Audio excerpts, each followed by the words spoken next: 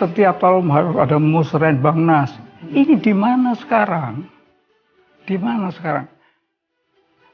Zaman saya saja, saya sedih sekali. Kami membuatnya luar biasa. Dan orang-orang yang terpandai di Indonesia di dalam birokrasi itu berkelompok di 2 tempat. Yang satu Bank Indonesia, yang satu di Bappenas.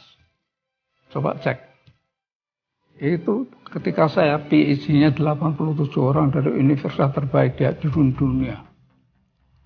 Itu bekerja setengah mati, tapi yang jadi menteri, pemimpin partai, nggak mau baca, males.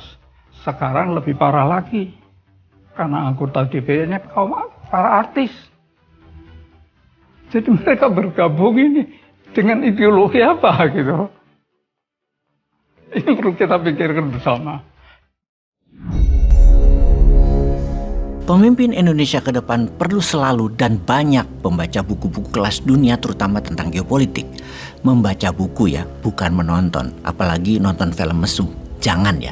Ngomong-ngomong tentang buku, saya kemarin baru saja menemukan sebuah buku lama, buku tahun 2005-an yang saya ingin narasikan kepada sahabat, yang mudah-mudahan bisa menjadi pelajaran bernegara. Judulnya Kisah Para Diktator, karya Jules Archer. Buku tersebut mengulas bagaimana sepak terjang para diktator di dalam memerintah. Baik kekuasaan itu didapat dengan cara demokratis atau pemilihan langsung ataupun melalui kudeta. Yang menarik, asal-usul seorang diktator itu tidak mengenal asalnya. Bisa saja berasal dari kalangan elit, bisa juga dari kalangan kampung yang deso. Secara ideologi, diktator juga bisa berasal dari kalangan kiri, sosialis atau komunis, maupun dari kalangan kanan, liberal atau demokratis. Semua sama saja, nggak ada urusannya sama asal lahir dan ideologinya. Intinya, tindakan diktator bisa dilakukan oleh siapa saja yang haus kekuasaan. Orang-orang yang dikatakan melakukan tindakan diktatorship seperti Franco dari Spanyol, Juan Perón dari Argentina, Salazar dari Portugal, Fidel Castro dari Kuba, Diaz dari Meksiko, Mussolini, Stalin dari Rusia, dan lain sebagainya. Itu asal-usulnya beragam dan ideologi politiknya juga beragam. Cara mengambil kekuasaannya juga beragam. Ada yang demokratis, ada yang dikudeta, dan ada yang mengkudeta. Jadi isi buku itu saya coba sarikan kepada sahabat semua. Hal apa yang kebanyakan dilakukan oleh seorang diktator untuk melanggengkan kekuasaan itu? Kira-kira sebagai berikut. 1, mereka melakukan taktik memecah belah masyarakat dengan opini dan segregasi pemisahan kelompok, kemudian melumpuhkan kebebasan berpikir kritis rakyat kepada penguasa dalam rangka ingin melanggengkan kekuasaannya. 2, memelihara pertentangan golongan atau kelas sosial, elitis versus rakyat kebanyakan misalnya. Taktik adu domba, sehingga masyarakat berhadapan satu sama lainnya, saling curiga mencurigai. 3, menguasai sumber informasi seperti media cetak atau media elektronik, kemudian menutupi info kebaikan lawan politiknya, di mana lawan politiknya dicitrakan sangat buruk dan juga diciptakan sebagai musuh bersama. 4, tidak pernah mengakui kesalahan, apalagi meminta maaf. Walau banyak kesalahan dilakukan, namun tetap tutup mata, tutup telinga. Dan siapa yang menentang atau berani menyatakan dirinya salah, orang itu pasti akan mendapatkan hukuman.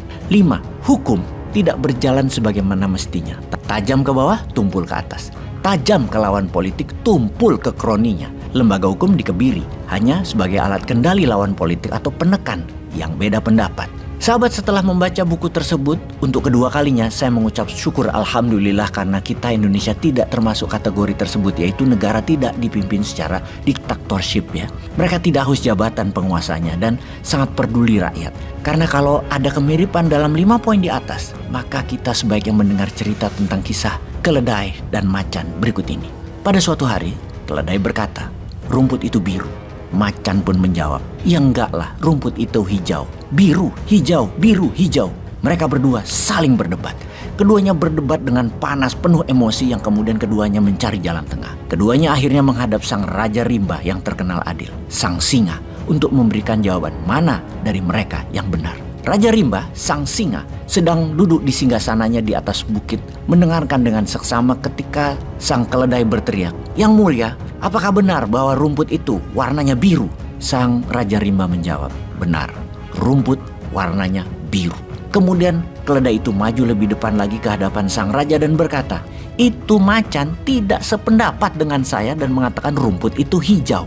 Padahal rumput itu biru. Mohon macan itu dihukum yang mulia." Kemudian sang raja mengumumkan, "Kamu macan dihukum 1 tahun penjara. Mendengar keputusan sang Raja Rimba, keledai bersorak sukacita menari-nari sambil berkata, rumput itu biru. Macan dengan jantan menerima hukuman tersebut, namun tetap mempertanyakan keputusan sang Raja Rimba.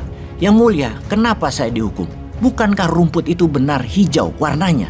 Raja Rimba pun menjawab, benar adanya, rumput itu hijau. Kemudian sang raja meneruskan kalimatnya, sesungguhnya hukumanmu itu tidak ada hubungannya dengan apakah rumput itu warnanya hijau atau biru. Hukuman itu adalah untuk kamu yang gagah berani dan pintar. Mengapa kamu menghabiskan waktu berdebat tidak ada gunanya dengan keledai yang bodoh dan tukang mengeluh tersebut? Sungguh, sebuah kebodohan untuk berdebat dengan orang bodoh. Kedunguan hakiki menyia-nyiakan waktumu untuk berdebat dengan makhluk fanatik buta yang tidak peduli dengan kenyataan dan masalah sebenarnya. Kamu tahu kebenarannya bahwa rumput itu hijau, namun kamu terus berdebat dengan mereka yang peduli hanyalah pokoknya khayalan dan kebenaran dirinya yang harus diikuti semua orang. Mendiamkan makhluk seperti itu adalah kebodohan hakiki yang kamu lakukan. Mereka itu makhluk yang penuh dengan ego, penuh dengan kebencian, penuh dengan ketidakpercayaan diri. Yang mereka inginkan adalah untuk menjadi selalu benar walaupun mereka itu salah. Mereka haus perhatian, mereka gelisah dengan apa yang mereka punya, dan mereka takut diambil haknya oleh orang lain, padahal mereka mengambil. Kamu dihukum karena ketidakpedulian kamu akan hal yang lebih penting. Kamu dihukum karena kepintaran kamu tertutup oleh teriakan orang bodoh dan ketutup makian makhluk pembenci. Padahal damai dan ketenangan hanya ada ketika kebenaran dan keadilan ditegakkan. Yang semua ini tidak akan terjadi kalau kamu hanya berargumen dengan makhluk bodoh dan mendiamkan perilakunya yang haus perhatian dan ketidakamanan dirinya. Kau diamkan. Peace.